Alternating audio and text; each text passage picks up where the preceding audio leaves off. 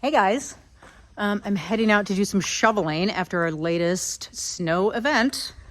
So anyway, I am getting ready to upload your second video assignment, and I just wanted to give you some background info on that.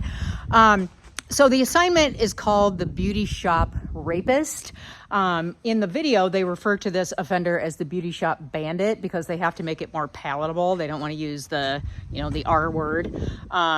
But realize this guy was a rapist, okay? And the fallout of this case actually happened when I was working at the Chicago lab, so I know the analyst in question. So there's a couple of reasons I'm having you do this assignment. One, it's a perfect example of showing you how the human memory is fallible, and that physical evidence, if it's analyzed properly and scientifically, it's completely objective, and it is always, always, always much more reliable than eyewitness testimony. All right, so that's one. The other thing is it shows what can happen when a scientist doesn't follow using the proper scientific controls. So in the physical evidence PowerPoint, there is a slide that talks about proper scientific controls: positive control, negative control, manipulation blank. Make sure that you have gotten to that point in the lecture on physical evidence before you watch this video. Because basically, the scientist at the Chicago lab, the controls didn't work, and she was like, oh well, and didn't rerun it, okay, when she could have, okay? When your controls don't work, you try to figure out what the problem is, and then if you have evidence to go back to, which she had plenty of evidence to rerun that test, you rerun it again, right? She chose not to do that. So, and it ended up, the fallout of that was a person who was wrongly convicted and spent over a decade in prison, a completely innocent person.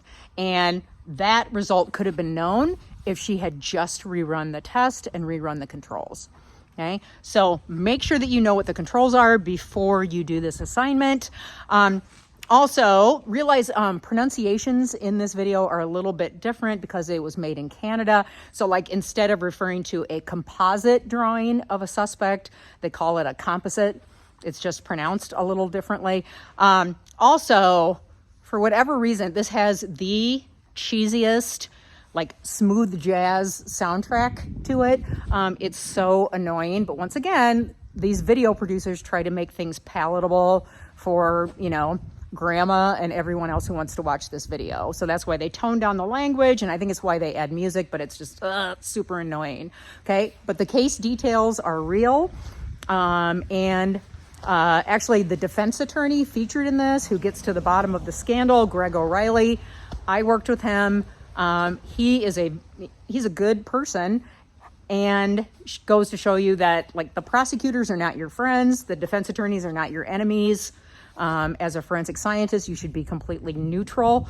And yeah, he's the person that if I were falsely convicted of or falsely charged with a crime, I would want him as my attorney because he is tenacious. So, anyway, that's the video. I'm going to get it uploaded, and then it'll be due in a week. Details in the actual assignment description. Okay? Whew, stay warm. It's freezing out here.